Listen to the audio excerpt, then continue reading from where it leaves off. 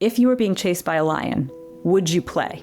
No. So what is the message? We talk about it's neurofeedback, right? So if your body is playing, the message to your brain and to the amygdala is that the same as when you take a deep breath, why that works. If you're breathing like that and not up in your chest, the message back to your brain and when you're playing is, we can't be in danger, little amygdala, buddy, because if we were, we wouldn't be doing this. So that's why breathing works, and that's why play can work if you're thinking about it from the perspective of slowing down the fight, flight, freeze response. Hello there, families. Welcome back. I'm so happy that you are here. As we head into the holidays, I know life can feel a little extra, a little louder, busier, and more emotional for both us and our kids. So today's episode is such a special one. It's all about helping our kids understand their brains, their emotions, and how to find calm through play, connection, and compassion. My guest today is the incredible Anna Housley Juster, a licensed clinical social worker who holds a Ph.D. in child and family studies. She's an award-winning author, child and adolescent mental health clinician, education consultant, and mom. Just a few things there. Anna began her career as a Head Start teacher and now has over 2 decades of experience supporting children and families across all kinds of settings. She has worked everywhere from community mental health centers to Sesame Street, so cool, where she served as director of content across the series Publishing and Interactive Technology. Yes, families, she's basically one of the real humans behind Elmo's emotional wisdom. How cool is that? These days, Anna runs a private practice near Boston, specializing in anxiety, behavioral challenges, ADHD, trauma therapy, and parent guidance, blending cognitive behavioral therapy, mindfulness, play therapy, and a strengths-based approach. Her debut picture book, How to Train Your Amygdala, is absolutely brilliant, and it's such a fun and powerful way to help kids understand their emotions and build self-regulation skills. Honestly, it is one of my top picks for a meaningful holiday gift this year if you're looking for a few more things for your kids. You can never go wrong with books. In this conversation, we break down simple ways to help kids calm their bodies and minds. We talk about how to name it to tame it, play to regulate, and lead with co-regulation, so we can be the calm our kids need when those big feelings arise in life. Anna's approach is science-backed, creative, and so full of heart. She reminds us that emotional regulation doesn't have to feel clinical or complicated. It can be playful, joyful, and deeply connecting. So if you're looking for a meaningful gift this season, one that helps kids understand themselves and their emotions in a way that's fun and empowering, How to Train Your Amygdala is a perfect fit. So without further ado, let's dive in to this inspiring episode. Please help me welcome Anna to the show. Hello, families, and welcome to a new episode. I am so happy to be here today with Miss Anna Housley Juster, the author of the new book, How to Train Your Amygdala. Such a beautiful, important book. We're so happy to have you on the show. Anna, welcome. Thanks so much, Wendy. I'm happy to be here. Yes. So today we are going to be talking about a very, very important subject, and that is essentially how we can parent with brain science. So how to teach our kids self-regulation and calm the amygdala through play.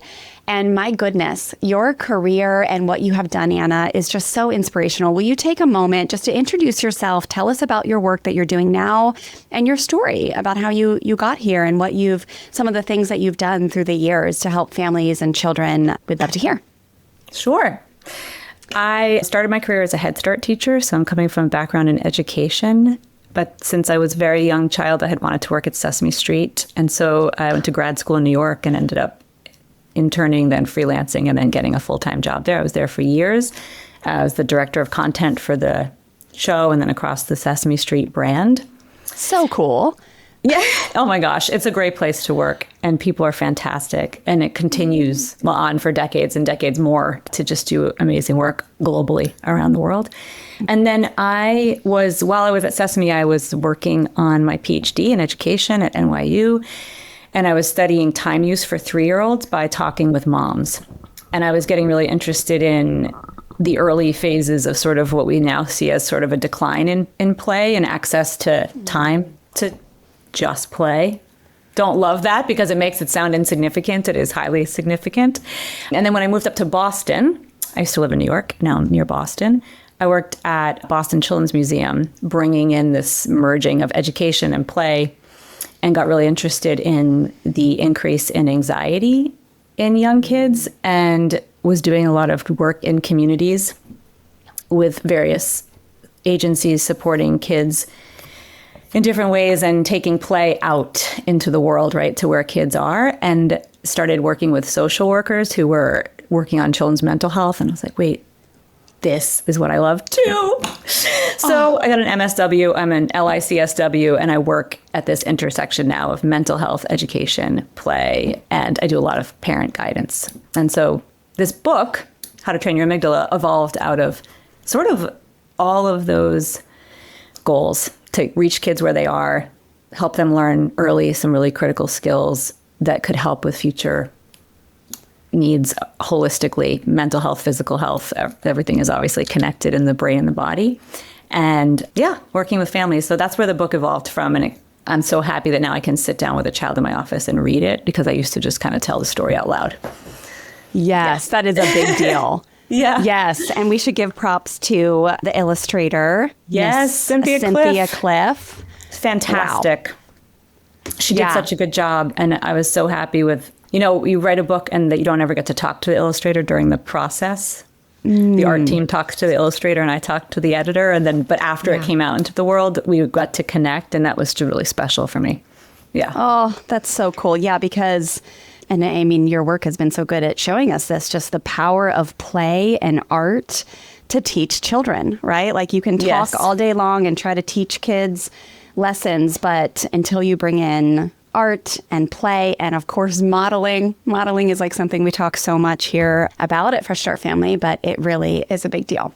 And so I love this, Anna. Thank you for your work and your dedication to helping humanity in this way. As we push record on this episode, we are on the day after another mass tragedy and shooting in our American school systems. We know that we are the only country who has this crazy problem, and everyone's just scratching their head and processing anger and rage and sadness and scared and all the things. And to have and be sitting here with someone who is really in the trenches, doing the work day in and day out to teach our children emotional literacy and prevent mental health tragedies and reduce anxiety in our children, who then grow up to become adults who are either able to use their voice and advocate for healthy change in our world or not, right? In your book, you talk about this little amygdala character who's really good at a few things. One of them is shutting down, freezing, right? Another one of them is fighting, and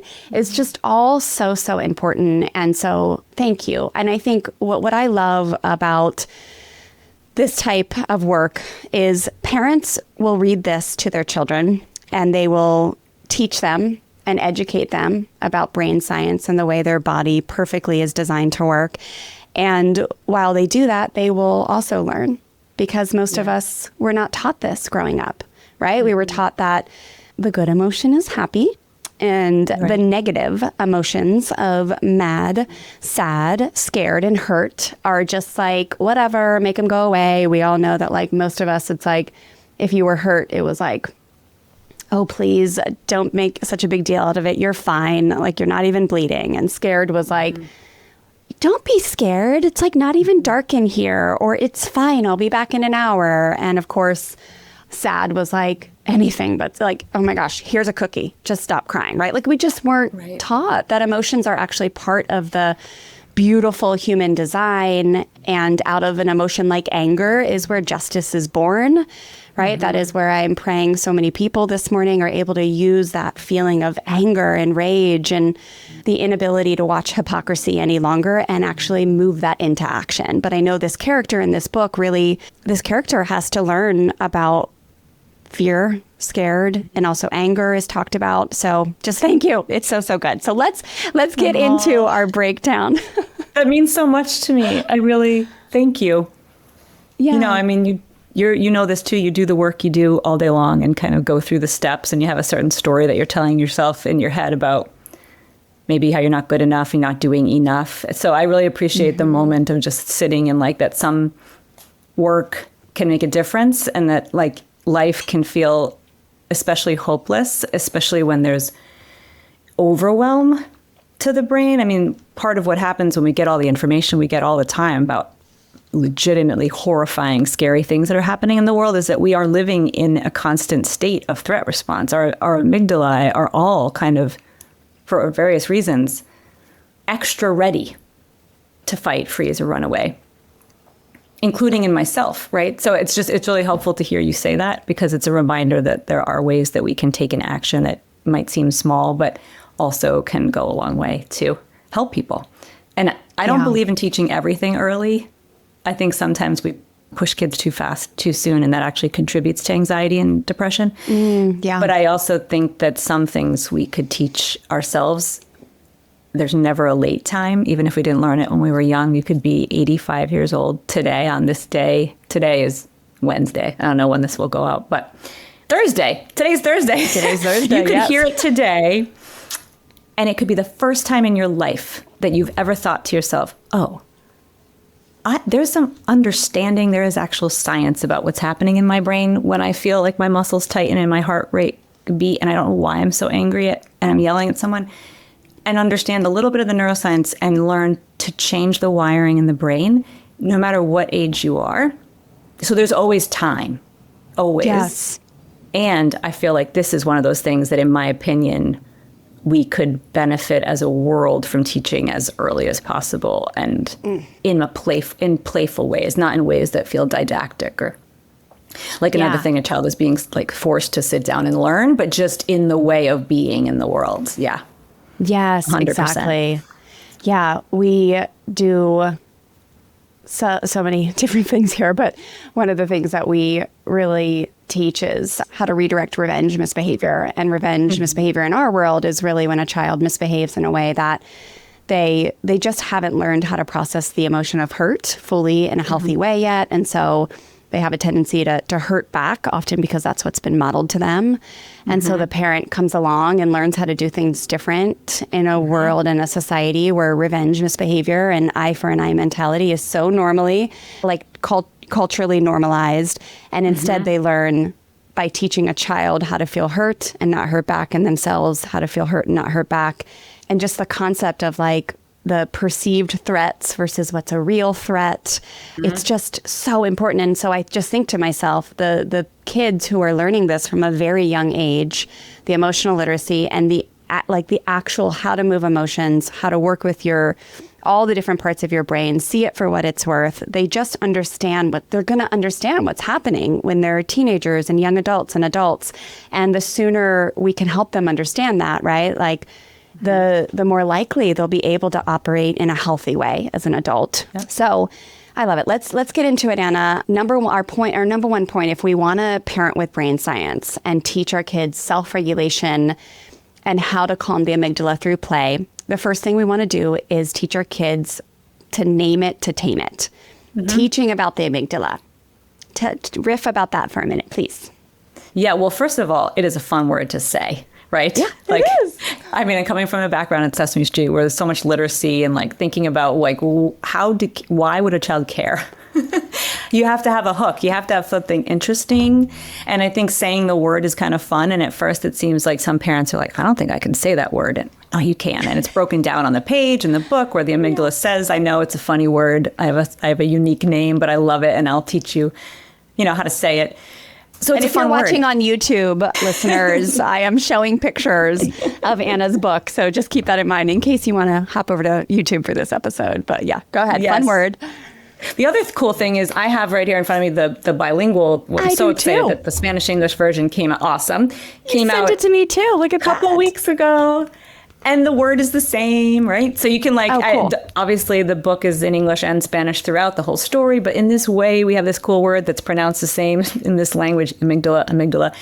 And it's fun to say. So also it's kind of a cool character because it is really overzealous. Like it has all kinds of desires to keep us safe, right? Like it is strong and ready, but it's tiny and mighty. It's this very small part of the brain. But it's kind of like an underdog because it's trying and trying and trying, and sometimes it makes mistakes. And that's what happens in the book, where it thinks something dangerous at the door. It turns out to be a kitten delivering a large cheese pizza. Such a great analogy. One of the most innocuous things I could think of, like the most kids would not be afraid of. And so that there's this kids look at the book and then they're like, oh, I feel for the amygdala. Like I also make mistakes, get angry at times when I don't have to, or really anxious. And the amygdala says, will you work on this together? Can we be a team? And so what I mean by name it to tame it is, and I love that phrase, is this happens to everyone, like normalizing it, name it to tame it. Like there's an amygdala in my brain. There's one in my mom's brain too. And there's one in my friend's brain, and my teacher has one in her brain too. And all of us could have the capacity to go quickly into a mistake, fight, flight, freeze response. And we have some control. Because I think the one thing that we tend as humans to think about our emotions is that they just happen to us. But if you attach a little bit of brain science to these emotions, you can learn that actually there is some control that I have. And you talk about this all the time, I know in your work, that we don't have to tell the same story over and over again as parents. We don't have to tell the same story about ourselves as teachers. And kids don't have to tell themselves the same story. They can, if they can slow down long enough, you can actually rewire in that moment. And every time you come back to it with a child, you're rewiring away from direct threat response and into a more, it doesn't mean you don't ever go into real threat response, but we need it. We need to know when we need to be, like you said, very threatened, very angry, very reactive, and very protective. We need that. We tend to do it more than we need to, especially today. So I think name it, tame it for me means naming the part, thinking about a little bit of neuroscience, being armed with that knowledge. And I want equity with that. I think everybody should have this knowledge. And then figuring out what we do with it. I love that. Yeah. So naming it to taming it, like in our world, is like, it's creating that space between the stimulus and the response, right? Like classic Viktor Frankl work of, okay, and in that space, we're signaling safety. Like, okay, this makes sense. This is part of my body that's like taking good care of me. It's working well. And now like I get to analyze, like do some nervous system response work, which we do, which we're going to go into, like you do in the book, you cover in the book, but like really calling on that story and processing a little bit of like, is this a perceived threat? Is this a real threat? Which is easier said than done. But I love that. And so the example in the book is like, hey, you are going towards the street and a safety guard is like, stop, like careful. And the body, like, because we work with our clients so much with how to understand and how to teach their children as early as possible, is there's a body response. And I really love the work of Dr. Anita Phillips because she's taught a lot about how the body actually comes first before the emotion. So like the emotions is like what we label it as, but like the heart beats fast or the fists clench with anger or the jaw or like our facial, like whatever. And so in the book, it's like the little girl is running and it's like, oh, your heartbeat might get really fast and it might really beat fast. And so that's like a real threat, right? And then, of course, is like, I think about like as adults, and I'm just in this season of life where like I'm just applying everything in regards to like our adult life too, right? Because I work with so many clients who were really conditioned with authoritarianism growing up. So authoritarian parenting, my way or the highway, lots of punishment. If you challenge authority, there is a price to pay. A lot of people who were raised in like really heartbreaking, high control religious circles. And as adults, that amygdala is like on overdrive with the threats. And so they almost are like, the fear when someone like, it's just really such a journey for them to learn what is a perceived threat, what is an actual threat. And then you have this like cultural conditioning that comes in. And And so just yesterday, I had someone in my DM. She's been a kindergarten teacher for 22 years. And there's parents advocating like, hey, we need more social emotional education. They have the data behind like how to teach your kids this type of stuff. Here's the brain science. Here's the social emotional stuff. And they just have so many people who say, no, no, no, because there is a perceived threat that emotional literacy education is like this, I guess, woke. And it's just heartbreaking, right? But like, that's a great example of it's a perceived threat. There is no data. The data actually shows us that the more we educate our children on their nervous systems, on their brain, how it works, on their emotions, all the things, like the safer our societies are, the more peaceful, the less violent. So I just think of all the parents who are, again, learning to name it, to tame it, while also teaching their children to name it, to tame it. And so just another way that we're just doing this together, which is why kids are like the most beautiful. I just think like kids are angels. They like, there's the most triggering moments are often when you're like, oh, I'm just learning this lesson with you because my amygdala is flared up right now. So yeah. Yeah. Kids will go home and tell their parents like, I can tell that my amygdala was really feeling threatened today because my heart was racing, or I can tell that my amygdala was doing jumping jacks or like running in circles. Like they're visualizing. The funny thing about the brain is like you can look at your hands, you can look down at where your heart, you can't see it, but you can feel it beating. We don't really have a way to connect with the brain for kids that are really visual. And so I will sometimes actually ask them to imagine, like you see this in the book, picture in your brain that this is a character, and the character says in the book, this is what I look like in this book. But there's also a diagram of the brain to show how small the amygdala is and where it is. Picture it in your brain so that you could actually visualize it getting escalated. Like go inwards, picture it, and actually imagine that you yourself, this whole part of you, could give it a hug. Like, oh, I love that. And tell it, I got this. I know you want to protect me right now and you're doing such a good job, but we are actually okay. And I am going to use some strategies with you to calm down so I don't yell at my child, or my child doesn't hit a sibling or another kid because they tuned in first and actually looked inside.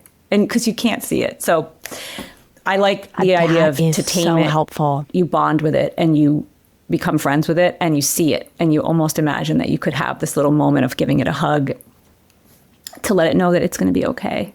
Even if really scary things have happened to you in the past, in this moment, I got you. This is going to be okay. Like we're here together to name and to tame it. Yeah. Anna, that is really helpful, that visualization, again, not just for kids, but for parents. Like I can see that helping parents really just put that pause in before the reactivity comes in. And I just love the idea of hugging it and really just thanking it for the red flag too. Because again, being in a day where it's like, okay, sometimes it's going to be important to yell. And right now it's great. Let's yell very loudly. Like when our kids are running across the street or about to touch the hot stove. It's like, yes, the amygdala, it's like the hug, and it's like, okay, I got this, and I'm going to take action that comes across as like really big, So it's just such a nuance. Like, it's not always just like, relax, chill out, like we got it's more like, okay, we're together. We're going to assess this in a empowered, truth-filled lens. And then we're going to take action after we just give it a moment, to that connection point. We teach so much about our strategies are connection-based, firm and kind tools. And so it's like, I love this concept of connecting with the amygdala and then moving towards action, whatever you're going to do. So yeah, what are we going to do together? With choice. What am I and my amygdala together are going to make a choice. Of course, we're working with the rest of the brain and the whole body, but because it's all about the choice. And if you slow down long enough, you have choice and control. But what makes us really anxious as humans is being out of control. And so and we can't be in control of everything. And sitting with uncertainty is also something that humans don't generally love. So to do, because it feels threatening. And then it triggers that whole system response we just talked about. But when you slow down, just even for a moment, picture the inside of your brain, decide to align with control, you're basically getting control that can help you be less threatened, which will help you be less reactive. And to your point, and the child sees someone who is calm and connected and more likely to be predictable, and then the child is also problem solving with the parent versus the parent seeing a lion like threat and just going straight on autopilot to that state in the body. And once you're there, as you know, it's really hard to get back. It's harder once you're already at your 10, if 10 is your anger peak, to get down. If you notice your amygdala doing little jumping jacks at 4 or 5 on your scale, it's a lot easier to then never get to 10. Yeah. And maybe just touch on those 3 ways that like the amygdala takes us in. Because Yes. a lot of parents do know this, but just in case they don't, like those, touch on that for us, Anna. Yeah, so once the brain is really in threat response mode, it's trying to survive. And the ways that we know innately how to survive are to fight, to freeze, or to run away. Often the freeze is when you're making the decision, am I fighting back, or am I running away? Sometimes, we know the kids that get stuck in freeze or the adults where it's just complete paralysis. Like they can't move. They're so scared. They're hiding under a desk at school and really like going in like a turtle I talk about. Those 3 states are the only options that we have once we are really in threat response mode. And all we're trying to do is win. We don't hear what someone's saying anymore. We are just trying to prove that we're worthy of survival, essentially. And it's a really hard place to be, especially if you really love the person you're talking to and you want to talk to your child, but you're so much in threat response mode that you can't. So if you tune into your body in the moment and you think there's this amygdala in my brain, what is it telling me to do? Am I feeling like I just want to rage and scream back? That would be fight. Yeah. Am I feeling, which would mean like my child now looks like a lion to me and I have to defend myself against my child, even though the only thing that they're doing is trying to get 20 more minutes on their iPad. Yeah. Because the lion is the fear that they're going to grow up to be an entitled brat who thinks they can step all over anybody and it's going to be your fault and you're going to be a total failure as a parent. That's the lion. Right. Everything tracks back. Exactly. And that all happens. The reason this is hard to stop, obviously, is because that all happens instantaneously. Because if we were in the wild and a lion came around a corner, you're not going to be like, let me just slow down for a moment. How do I feel about this lion? Like, what, am I hungry? Maybe I should eat something first before I decide what to do. It's an instantaneous reaction. So there's no time unless we become aware of it and slow it down. So what I like to do is say, like, when you were yelling at your child, you thought your child was a lion. What was the actual threat? And it's exactly right. Most of it tracks back to I'm not good enough. Yep. The inside of the onion, under all the layers, is like, exactly. If my child's on an iPad all day long, their brain is getting destroyed. Therefore, I'm not a good parent. And I've known my whole life that I wasn't good enough. So this just intensifies that understanding. That feels very threatening. I am going to prove that's wrong. And all of that comes out at the 6-year-old who's not a lion, but is in fact just trying to get through another episode of blah, blah, blah, blah. Yeah. And that's what happens. And then you say a bunch of stuff that you wish you didn't say because you're fighting. Or you're like, I'm done. I can't do this anymore. Yeah. This is not for me.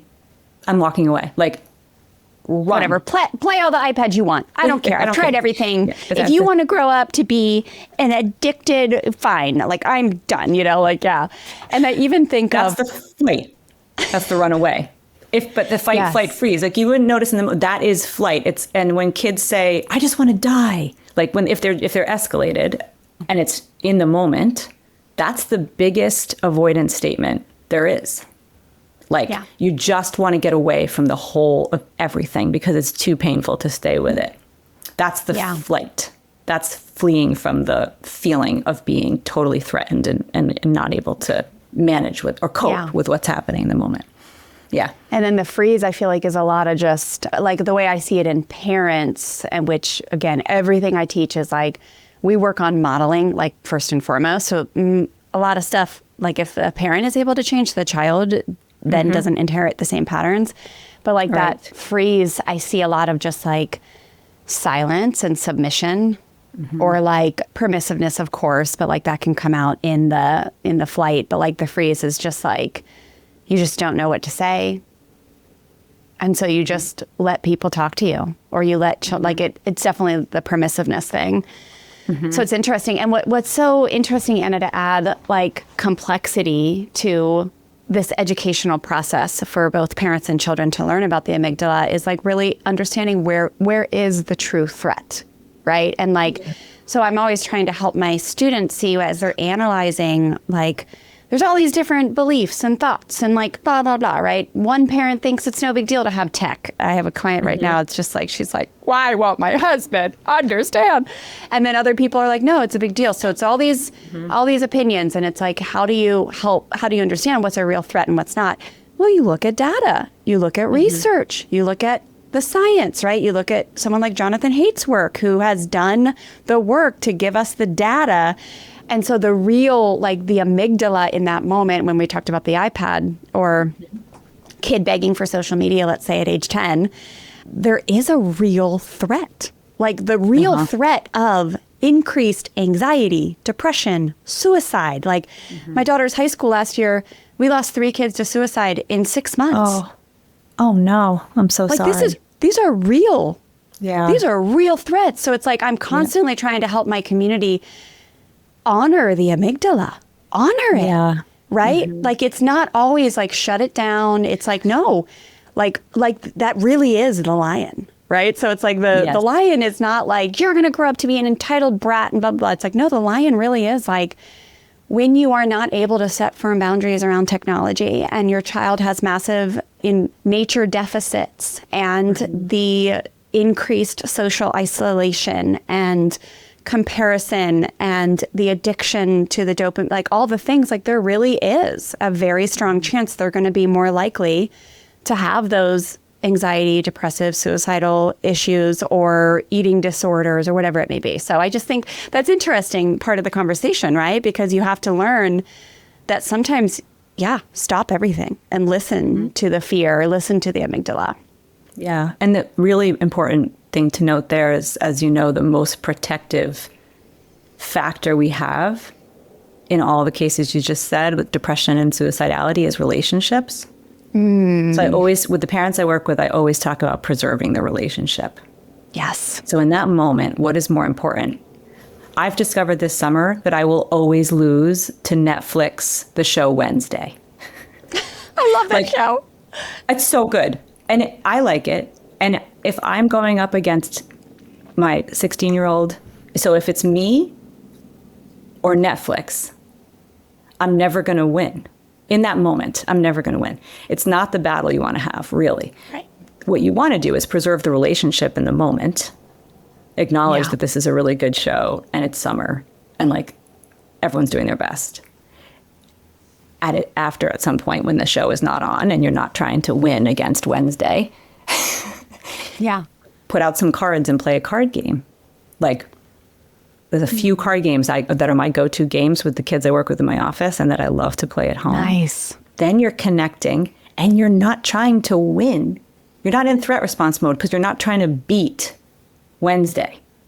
You're just there for the sake of the connection. That calms the amygdala in both people because play in that serve and return and going back and forth is wired in the brain also. We're wired biologically for play, just like we're wired biologically to understand threat. And it's calming. It's both protective and therapeutic. So I recommend to parents to just choose your moment well. And then come to that time with your child in a way that feels where you feel like you're in control and you know what you want to do and you're not trying to go to battle with Netflix because Wednesday doesn't care. Because that was recorded a long time ago, and she's not actually in the room. The person in the room is your child. And all that anger that you feel and the line you're trying to protect yourself from gets displaced onto the person that's in front of you. But that person needs relationships more than anything in the world. So that's my little spiel about choosing your time. I love that, Anna. We would call that like teach in a calm time. Right? Like teach in a calm time. And also, again, know the data, know the research, right? It's like I always tell my students, this is the way I've rolled, is like my kids actually have like a TV, or they're allowed to watch actual TV in their rooms. Never technology, like the interactive devices, the social, like, again, the data is showing us that the interactive video games, the violent video games, the social media, like these are the real lions, the tigers. The TV shows, these days it's tough because it's like they just roll right into another one, but still like long form content. For me. Right. Long form content, especially a show like Wednesday, that's pretty darn innocent, is really not the lion, right? But like but I love that concept, teaching in a calm time. And let's move into that second one, play to regulate, use fun tools for real calm as a way to use brain science when we parent to teach kids self-regulation and calm the amygdala. I'm so excited to hear about your work with like play therapy. You mentioned cards. Like, I've been dying to have a play therapist on the show. We haven't found anybody that specializes in that, but it sounds like you do a lot of that in your practice. Like, what ages are you working with? Tell us more. So traditional play therapy is more for younger kids. And I see kids between the ages of 4 and 16. So I have a really like wide range. But for me, so we could talk about play therapy for a long time. There are so many good strategies you use. And essentially it's about watching kids in their own self-directed play to look for themes and think about what's coming up for them that they can't necessarily communicate in words, but it comes out in their actions as they play. And that's something that a parent can do anytime. You don't need to study play therapy to watch your kids at play and understand what they're interested in. Also, maybe they're playing through some feelings that they haven't been able to name, especially if they're younger. But the thing about play for me is that we don't grow out of our need to play. It's neurologically wired at birth, and we don't grow out of the need, but we grow out of the ability, and we lose touch with who we would be if we were being playful. So when I have even kids as old as 15 and 16 in my practice, we are using tools like this, like these squishies that you are playing with, meaning just manipulating in the world. And like also, like what's in the book, we would do some strategies with tightening and releasing on purpose to control that threat response in our bodies. So I have a lot of materials to touch. Play-Doh, pipe cleaners, crayons, like all kinds of stuff for expressive play work, even with kids that are teenagers. And they love it, right? Nice. And I've always kept that stuff out in my house too.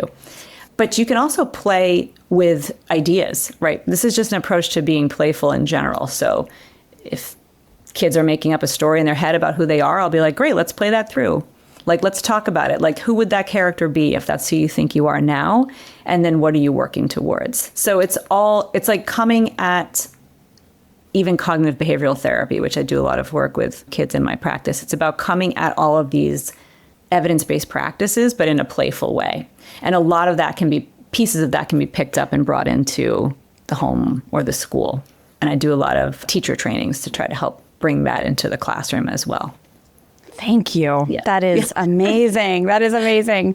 To train the teachers, beautiful. Yeah, we love to bring in play so we teach how to build a compassionate discipline toolkit. It replaces traditional punishment, right? So instead of you keep smacking your sister, instead of you get a timeout and you get grounded and you get your iPhone taken away or your iPad, it's like we come back the next day and we teach. And one of the ways that we love to teach that is so insanely effective is role plays and redos.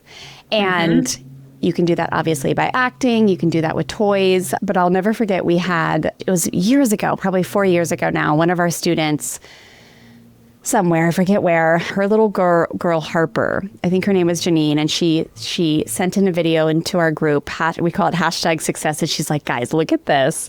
I've been with Harper doing some role plays and redos where we bring in toys and Matchbox cars for, whatever, bath toys sometimes. And she said, I walked in this morning and Harper, this little 3-year-old child, was on the ground, and we teach something called a win-win, like peaceful conflict resolution here. And her mom had printed out our template. And she just walked in, and Harper was sitting there on the living room floor with like her bath toys. It looks like her little toys that were like hippos and lions. And she was like, Harper, what are you doing? And she was like, I was just doing a win-win because Lion stepped on Hippo's toes, and he is not okay with that. And it's like literally barely able to talk 3-year-old. And she's sitting there, and her mom just kind of like filmed from the side. And she was like, hey, I feel mad when you hurt me, and I want you to respect my space. And how are we going to make this work? And I'm like, oh my, it's like one of my favorite videos of all time. That's a 3-year-old that has learned at that tender age how to feel hurt and not hurt back, right? Like that's what I'm talking about when it comes to like using play to engage a child to understand how to process an emotion, how to work with your amygdala and not hurt back, which is literally like we are not living in a society where this is normalized and prioritized. And so you end up with people who do make really big mistakes and hurt people because they were never taught as a child, or maybe they were lectured at or punished. Like, you don't treat people like this.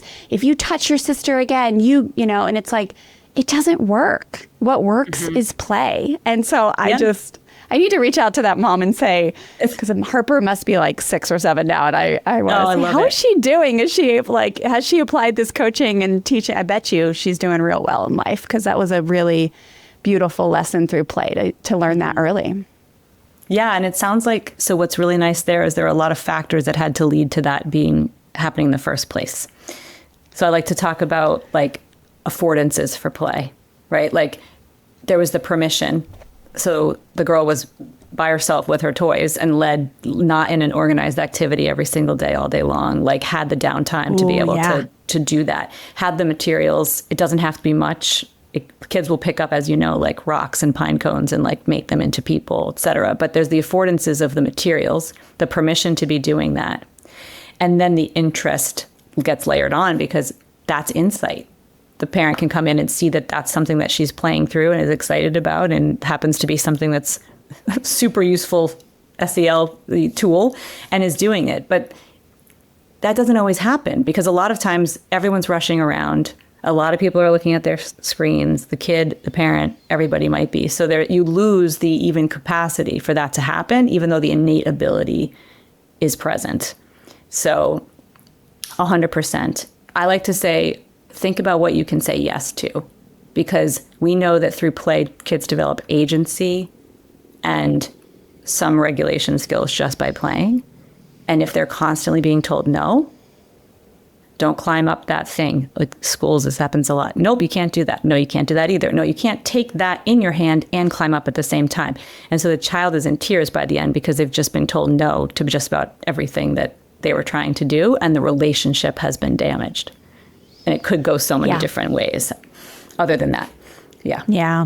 That's it's one of the reasons why I feel like the nature don't pack much, right? Like we live here at the beach in San Diego, California, and that really was some of the most magical times to see my kids at the beach, where they didn't have much and they just made and created these worlds with like rocks and sand crabs. And my little girl, who is our strong-willed little girl, we found this work when she was 3. She's now almost 18 years old, and has just like, is the reason why I'm a teacher and taught us so much, right? But like, we spent a lot of our life helping her understand what to do with her amygdala. And like, she just was still is a feisty one. It helped her now be able to play Division I beach volleyball in college, because her feistiness got her there. Yeah.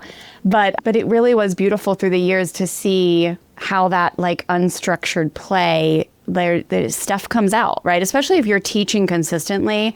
We have a lot of clients who they'll teach, and it's like, oh my gosh, is this kid even listening? Are they? And then one day they'll see them roll it out in a friend disagreement, or like, you know, Stella used to make songs. Like she'd be at the beach and she'd just be like dancing in the ocean with her arms up, and she'd be making these songs. And sometimes we would like hear like what we were teaching come out in these songs or poetry. Yeah. So I love that. So we often say that touch is the road to a child's mind, but so is play, right? Like you really have a great chance of the learning digesting if you can bring in nature, toys, play, redo, role play, and then the connection being at the centers, which is why I love to hear that you use card games like in your actual practice to just talk through stuff. Because I think a lot of kids, Anna, like, do you see that, like the ones that you're like, okay, sit still, look in my eyes. Now we're going to talk about how to take a physiological sigh. You know, it's like, sit still, let's talk. It's like, no, but if they're moving or if they're in a rocking chair or throwing the football to you, like if there's some type of movement, sometimes they retain the lesson a little bit more. Would you agree? Yeah. I mean, I never expect a child to sit down and like look in my eyes and talk through something. The exception would be if I'm at a school and the child is already really dysregulated, sometimes like sitting just nearby and saying like, hey, can you look at my face for a moment? Because you're essentially getting maybe them shifted slightly out of threat response mode, because to do that, they have to orient to your face. And your eyes, right? Like we go to tunnel windows vision, to our soul. Yeah, exactly. So it just that connection. And then I try to be playful as an invitation. The best way to teach a child that you value their play is to be a little playful as an invitation in. Because I like that. Yeah. And the other reason play is so therapeutic and so important for relationships is that it's vulnerable. So like in the wild, animals don't play when they're in danger, right? And humans also don't play when they are in threat response mode. So it's both therapeutic and protective, because if you're playing, you're teaching the rest of your brain and body as you're playing that you are not in danger.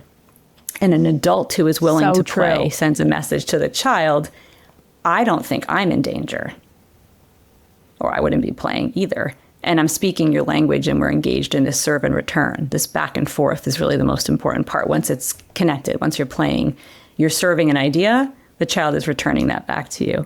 You're throwing a ball, the child is throwing it back to you. You're engaged in a mutually understood acceptance of like, this is what we're doing right now. And it's very different from, hold on, I just have to get this message out. And then I am going to talk to you. I am going to see your play. I'm going to see you. We all do that at some point. You can come back to it and do the therapeutic healing part of that later is like, I would like to sit down and just like know what you're up to and play with you if you're up for it. And if you're doing something with your hands, every parent knows this intuitively, but I think we forget sometimes. If you're doing something at the same time that you're talking, mixing a bowl in the kitchen together or like looking at two separate books or playing around with any materials at all, it's way more likely that you're going to be connected in play. And it's less likely to the child or the teen that you're coming across as like, I'm in threat response mode and I am going to tell you why, and you're going to listen to me now. Yeah. Doing anything playful is helpful. With a strong-willed kid, it invites the power struggle, because anytime a strong-willed kid feels like you are trying to speak at them, they're like, resist. Right. Because they go into their own fight mode, right? And then you're both, once you're both in your amygdala just doing this, it's very unlikely that that's just going to resolve nicely, right? Yeah. That, Anna, I had never heard anyone describe that play thing like that. Thank you. That is so freaking helpful, because we have a really big husky and a really big black lab, and they are so funny. Sometimes they will just break into play, and it's ridiculous. Our house is like a zoo. There's like, 90-pound animals like running, zooming through the house, and they'll run upstairs, they'll jump on the bed, and then they'll come downstairs, and then they'll put the toy between each other, and they'll look at each other in the eyes, and then they'll freeze, and then they'll go, and they'll run around, and we just crack up at them. But you're right. It is a sense of safety. And my husband, who's amazing, he's like an angel, but one of his superpowers is comedy. And there'll be a stressful moment because Stella and I are like spitting images of each other. We're both like these strong-willed, sassy women. And so she might say something and I get rubbed a little wrong because she's just like me. And we found that like, there was a million reasons for that. And then Terry is more sensitive to get rubbed by his mini-me, which is our son, Taryn. It's hilarious. But Stella will say something and I'll start to get a little like probably in my amygdala. And I'm like, and I'll respond a little edgy. And then Terry will just pop in a joke and like laugh it off. And then all of a sudden the whole conversation is like safe again. And it like redirects us back. And so I just think that's so interesting because it's like this way of signaling safety to the nervous system. I just never thought of it that way, but it is very effective. And I see him do it all the time. And he's really funny. Like all the time, I'm like, Terry, write that one down. Like you're going to do a show. You're going to do a show at some point. I'm going to make you, because he's really got a gift. So, okay. Well, if you think about it, like quickly from a neuropsych, this is how I talk to parents and kids. If you were being chased by a lion, would you play? No. So what is the message? We talk about it's neurofeedback, right? So if your body is playing, the message to your brain and to the amygdala is that, like, the same as when you take a deep breath, why that works. If you're breathing like that and not up in your chest, the message back to your brain and when you're playing is, we can't be in danger, little amygdala, buddy, because if we were, we wouldn't be doing this. So that's why breathing works, and that's why play can work if you're thinking about it from the perspective of slowing down the fight, flight, freeze response. Now it's making even more sense. One more thing to add to that is so we teach 10 ways to dissolve a power struggle with integrity. So when a kid, you're like, hey, put on your shoes. And they're like, no. And you're like, dude, put on your shoes. And they're like, no, you can't make me. So we call that a power struggle. And the traditional way, obviously, is like overpower the kid, like force them, threats, blah, blah, blah. Right. And one of the 10 ways that we teach in our power struggle dissolving class is to use a funny accent. Like it's called do the unexpected. And so now I'm realizing the funny accent, like I have always been the only one I can do is an English accent. Can you do accents well? I'm not very good at it. And my mom is British. And so my whole family's there, and I really want to be able to. I know both my kids can. No, I know my strength, and that's unfortunately not one of them. It must be a certain part of the brain. But I can only do English. I can't do Australian. I can't do Mexican. Okay. It's like I can only do English. But it's funny because that must be like a reason why it de-escalates is because it's bringing in safety. I just never put 2 and 2 together. So thank you for that. Yeah, because then you're saying the message, I don't think I'm in danger, so you're not threatening to me. And if I don't think you're threatening to me, then maybe I'm not, maybe neither one of us are threatening. It does. It disarms for a moment and stops that pause. Do you ever listen to We Can Do Hard Things, the podcast? No. Glenn Doyle. Oh my gosh. I mean, I think I've listened once, but no, I should listen more. I learned something the other day listening in my car that I'm going to take with me just for the rest of my life. It was so good. They were talking about high conflict and healthy conflict and the difference between the two. And in high conflict, the reason I was mapping it onto my work is that essentially what they were talking about is being in fight, flight, freeze, or being angry, but not in fight, flight, freeze. Because you can be angry and you can, right? Like that's the difference. But they were using the language because they were talking to this Amanda Ripley, was the journalist that studies conflict and was fantastic. She gave me this advice I'm going to take it with me forever and give to my kids and families that I work with. You know how people always say, like, don't go to bed angry, like take space before you talk to your child and like take a break before you do that. She was like, it's really not about the taking space or the time. It's what you do in that time. Yeah. If you say, I'm going to take a break so that I can play better or like engage my child more. And then you go in the other room and you sit there for 30 minutes thinking about all the reasons that you're right and all the ways you're going to win. You don't come back with your amygdala regulated and ready. So the real pause is do something else. Disengage from that. So when your husband says something funny or you do a funny accent, you're not just taking a pause. You're doing like a fully different activity versus just, I'm going to take 3 deep breaths, but the whole time I'm taking my deep breaths, I'm going to be thinking all about how I'm still going to fight this fight and I'm still going to win. Yeah. And it it really, really helped. I am so grateful for that conversation because it really matters. The neuroscience of that matters. What we're doing and the wiring makes just as much difference as the time that we might take, trying to do something differently. Yeah. Yeah, that is really helpful. Yeah, one of my other do the unexpected things was like I grew up a springboard diver, was a diving coach for a long time, and so I would do a handstand just up against the wall, and again, it's like I feel like up until this point I never really understood. Now I'm realizing that there's literally like it really is probably a nervous system regulation strategy. 100%. So, and that's what we've been really focusing on our community for the last year or two since I've taken a deep dive as the leader here. in the nervous system, understanding regulation, health, healing. And that's been really fun to because we used to just teach, do the pause button, right? Find a healthy intention, redirect your thoughts. And now we're realizing, okay, you really, in order to find the faster success there, bringing in the body is really important. And so that's really helpful. Our last point, Anna, is lead with co-regulation, be the calm coach your child needs. Riff on that for a minute as we wrap up this incredibly helpful episode. Yeah, so our kids are always, as you know, watching what we're doing. They watch our behaviors and they are listening to what we say. And I always try to help parents understand that you also have an amygdala.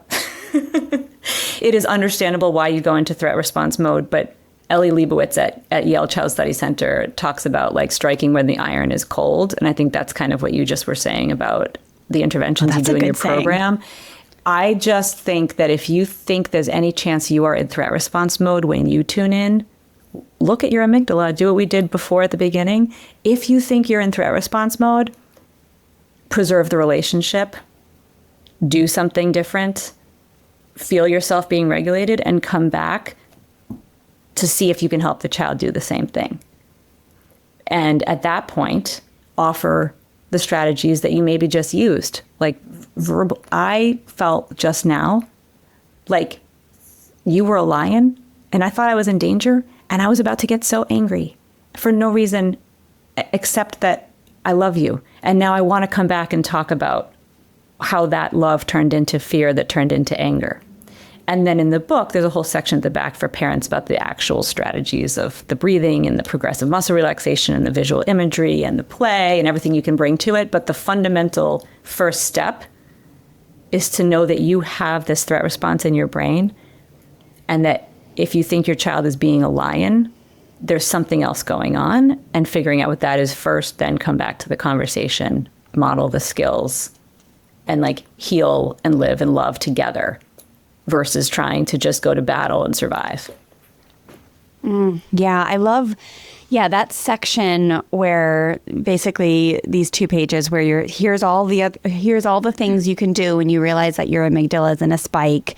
That's like essentially what we teach is like our number one step in compassionate discipline is self-calming. Self-calming for kids, self-calming for parents. Like parents have a calming kit, kids have a calming kit, and then moving into understanding why. But like that is, I'd say, like the hardest step for a lot of our families because they just being raised in those authoritarian homes, especially when there's like the religion indoctrination of fear layered on top in their first, it is like the co-regulation. Like their first step is they can go away. Like that is like still hard for many of them.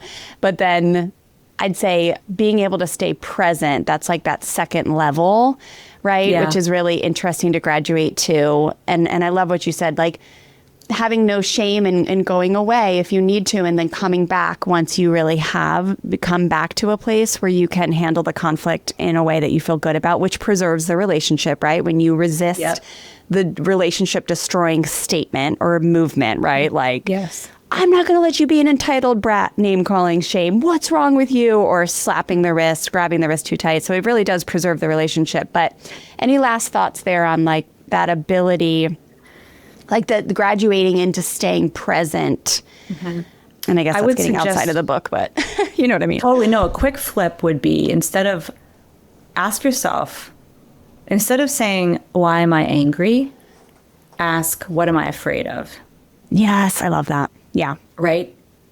And then I think, and to answer that real quick, Anna, I think honestly, a lot of our parents are scared that they are going to hurt their children if they stay there. Yeah. Yeah. Mm-hmm. So I think maybe it just takes time. Yeah. Well, if you're saying like, what am I angry about, but what am I afraid of? And you're afraid of yourself, then give your amygdala a hug. That's like, true. Yes. Look inside and say, buddy, you have been protecting yourself, us, you and me, amygdala and I, for decades. Yeah. What are you protecting yourself from now? what are you afraid of in this moment? Literally, I tell people, look around the room, because that's actually regulating to the brain, is to look around the room and not be in tunnel vision at the problem. There is no lion here. And the person who used to hurt me in my life is also not here. That's helpful. What am I afraid of?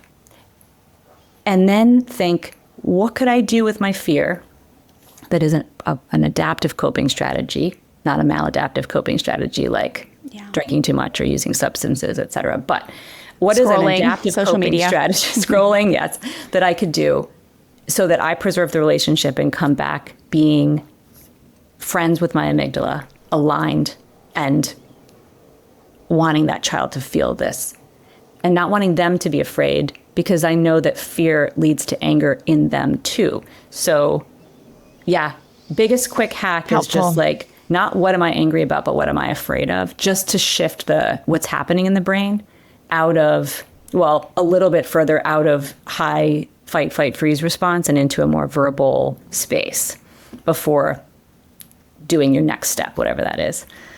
Yeah. So helpful, Anna. What a delight you are. Thank you. Oh, it's so good to talk to you. I'm so grateful for this time together. Me too. Yeah. Me too. And listeners, viewers, go get a copy of How to Train Your Amygdala. This is already out, or is it soon to be out? Oh, yeah, that came out in 2024. And then the bilingual Spanish-English is out now also. Yeah. Okay. Amazing. So go get a copy. We'll make sure that we link this, and just tell everyone where they can come find you, best places to order the books. Again, we'll make sure we link, but please tell everyone where they can come find you, Anna, as we wrap. Thank you so much. The books are both on Amazon and a lot of places books are sold, and in libraries. I love to support independent booksellers and also libraries. So ask at your local place and they probably can get it from the publisher. If you do go on Amazon and you like it and you want to leave a review, that'd be awesome, because I never asked. It's been out for a year and I never asked people. So I finally started getting over my own, what that brings up for me from a threat response standpoint that I would ask. And I'm saying, if you like it, please let me know. And I am at annahousleyjuster.com, where you could connect with me through my website and reach out and email me. And I would love to hear from you. Amazing. Yeah.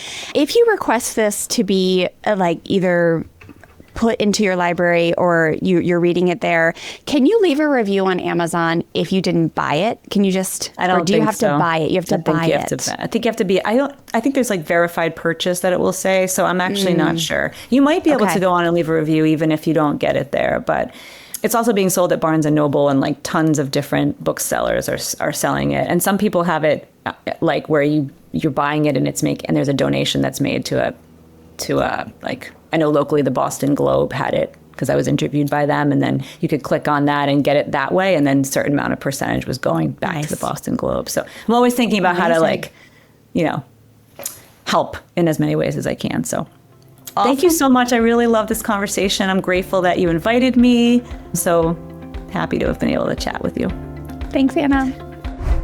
Before you go, I have a question for you. What if parenting felt peaceful and empowered? And what if your days with your children felt connected and joyful, even if you are raising a strong-willed child or kids who really aren't shy with bringing the sass?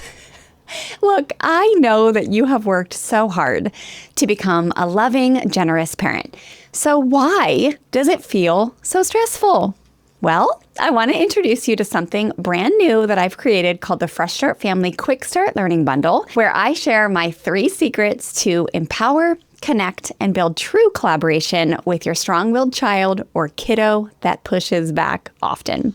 Because empowerment and connection as a parent starts with you leading the way towards more peace and joy in your home, not waiting for your kids to become easier or your spouse to become more supportive. This free learning guide and 1-hour interactive workshop will help you rewire your nervous system around misbehavior, stop the reactive parenting patterns, and implement an easy, powerful parenting framework that sets you up for success with more cooperation, respect, and connection in your home. Plus, it comes with the 5-minute Say This, Not That reset to give you an instant lift with cooperation from your kids. So you can have increased peace and joy as a parent anytime you want. All you need to do to get the free Quick Start Learning Bundle and save your seat for the interactive workshop is go to freshstartfamilyonline.com/power. Hooray! You made it to the end of a Fresh Start Family Show episode.